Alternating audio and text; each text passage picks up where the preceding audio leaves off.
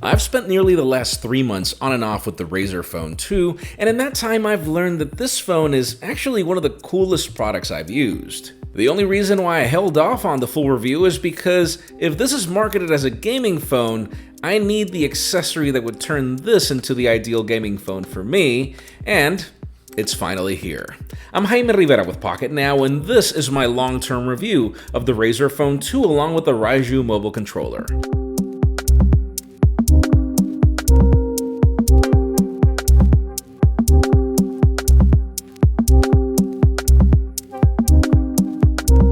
I was most probably a gamer before many of you, starting with the 8-bit Nintendo and then the Super Nintendo, and then I had a brief time as a PC gamer, but once I became an adult and travel became part of my life, it was really pointless for me to invest in a gaming console up until the Nintendo Switch changed that. I wish I would have said until smartphones changed everything, because even if mobile games have existed for years, I've always found these lacking way behind even portable consoles, and also I despise playing games with a touchscreen.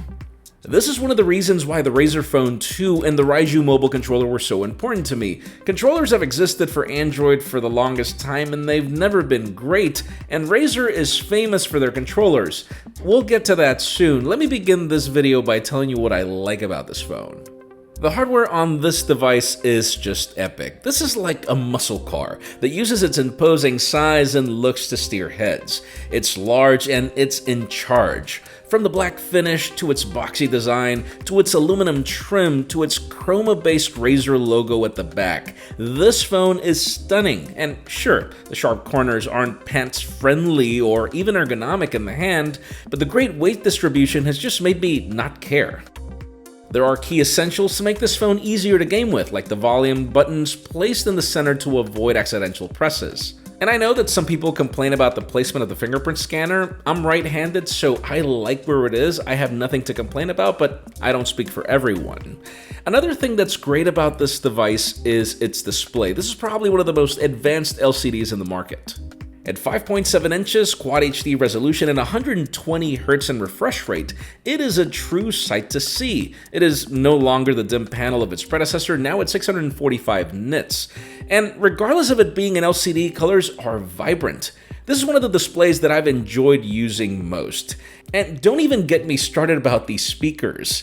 They are now IP67 water and dust resistant as the rest of the chassis, and the loudest and richest that I've heard on a phone. And yes, there is also Dolby Atmos support. Future of the smartphone was supposed to have no compromises. About the only complaint that I have with the speakers is that they can be dust magnets, and my unit came with some crackling noises whenever you maxed volume out, but that's gone away after some software updates.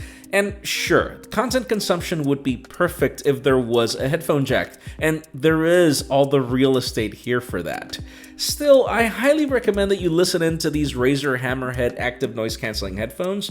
They're powered through USB-C and they're actually really good.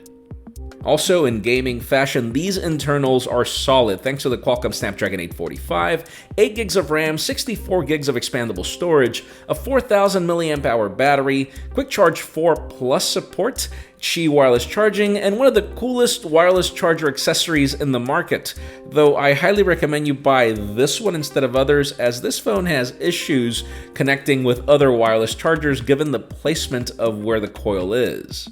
That being said, this phone nails two essentials that I care about, that are performance and battery life. I have yet to see this phone bog down, it never heats up, and this battery lasts all day and then some. If I were ever in the need to be with a phone for more than one day without a charger, this would be the phone that I'd bring. But as with everything, there is no such thing as a perfect product. Let me begin telling you where I'm mixed about when it comes to this phone, and it starts with the software. Sure, I love that there's Nova Prime installed by default, and that you have so much customization options, and that this user interface feels buttery smooth and looks futuristic given Razer's skin. I just can't understand why it's still running Android Oreo more than 3 months later. And second, let's talk about the state of gaming phones and Android. Razer goes as far as to include a Cortex app to boost performance whenever you're playing games. That is great. It is fantastic. The problem is, when I thought that I would be playing Fortnite and PUBG with my Raiju mobile controller and just completely leaving my Nintendo Switch behind. That didn't necessarily happen, and this is not Razer's fault. Let me be clear. This is an Android and also a games problem, as the controller doesn't work with all games, and sometimes it doesn't even work well with certain games because these weren't designed to be used with a mobile controller, they were designed to be used with the screen. And sure, I could also stop complaining and play Fortnite on the screen, but anybody that knows how to play Fortnite knows that the only way to take that game seriously is with either a controller or a keyboard and mouse. There's a full list of games that are supported by the Raiju mobile controller, and I do hope that the list grows because in Razer fashion, this controller feels fantastic. The tactility of the buttons and the arrangement is just great. And last but not least, let's talk about the camera. I'm sure that most of you were expecting for me to bash it because most people complained about it, but I'm happy to report that the reason why I mixed this because this has been a work in progress. Since launch, I've received 2 software updates that have improved the experience dramatically. As such, photography during the day is vibrant, with good color, saturation, and detail, all par for the course with most devices today. Low light has seen some significant improvements, and I mean major. What was before a mess full of grain in previous builds is well sharpened and decent if you can keep your hands still. As for portrait mode, I will say that I am impressed. Some of the photos come softer than I'd like, and the crop is aggressive, but regardless, the results are really good. They're very natural. I just wish that I could say the same about selfie portraits, but I have to admit the regular selfies are good. Now, video recording is interesting, it's good, and there is some stabilization here, but at a time when most companies play with both OIS and EIS, this phone feels like if it lags behind on the primary shooter, something that I find completely ironic as the selfie shooter does offer noticeable stabilization without the hardware. I do hope that the stabilization issues on the primary shooter are a problem with my unit, because there is OIS in the hardware. To conclude, I'm not sure if you've noticed, but there is no third segment. I'm not including things that I don't like about this phone, and this is actually a first. I have nothing major to complain about with the Razer Phone 2, and the things that I have are things that are fixable with software. And if you notice, the company has proven that it can improve camera performance over time. And then once it gets Android Pie, my complaints about it lagging behind and updates are gone.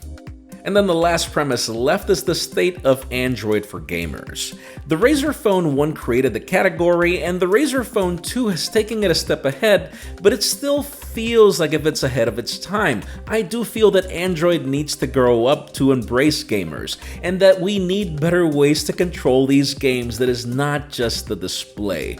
That is the only way that I feel that people will take a phone seriously for this task, and not rely on a more robust player like the Nintendo Switch, which has taken the world by storm. The original Razer phone created a market that's now followed by Asus, Nubia, and others. This Razer Phone 2 only solidifies the belief in the concept, and now we just need for Google and developers to step it up. While that happens, I will tell you this much. This phone doesn't need to be a gaming phone to be a great device. If you were to slash that, I will admit that I have enjoyed my experience with the Razer Phone 2, and I do highly recommend it. But what about you? Let us know what you think about the Razer Phone 2, and also the state of gamers and Android gaming. And while you're at it, make sure you follow us on social media, subscribe to both our channels, English and Spanish, for more videos like this one. You can follow me on Twitter, Jaime_Rivera, on Instagram at Jaime Rivera. Please give this video a thumbs up if you liked what you saw. I'm Jaime Rivera. Thanks so much for watching. We'll see you on the next one.